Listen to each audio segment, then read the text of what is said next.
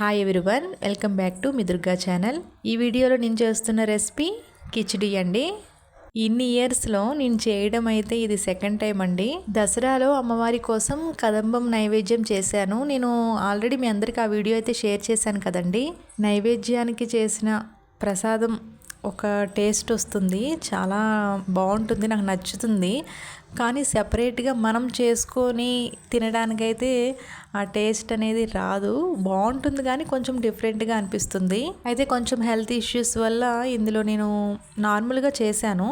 Spices వేయలేదు ఎక్కువ, ఇంకా పెసరపప్పు కూడా వేయలేదు. మెయిన్గా చింతపండు పులుపు కూడా నేను యాడ్ చేయలేదు. పోపు వేసినప్పుడు ఆయిల్తో కొంచెం నెయ్యి కూడా యాడ్ చేసుకున్నానండి. పెద్ద ప్రాసెస్ ఏం కాదండి, చాలా ఈజీగా ప్రిపేర్ చేయొచ్చు ఈ రెసిపీని. చిన్న పిల్లలు కాంచి పెద్దవాళ్ళ వరకు ఈజీగా డైజెషన్ కూడా అవుతుంది. క్లైమేట్ చేంజ్ అవ్వటంతో హెల్త్ అనేది కంట్రోల్ తప్పుతూ ఉంటుంది. అలాంటి టైంలో ఇలాంటి ఫుడ్ రెసిపీ చేసుకొని కిచిడి మనకి పర్ఫెక్ట్గా ఉపయోగపడుతుందండి. చాలా టైప్స్గా చేస్తూ ఉంటారు కిచిడీని. సో అందుకే నేను దీన్ని క్లియర్గా మీకు ఎక్స్ప్లెయిన్ చేయలేదు. ఆల్రెడీ వీడియోలో చూస్తేనే అర్థమవుతూ ఉంటుంది కదా.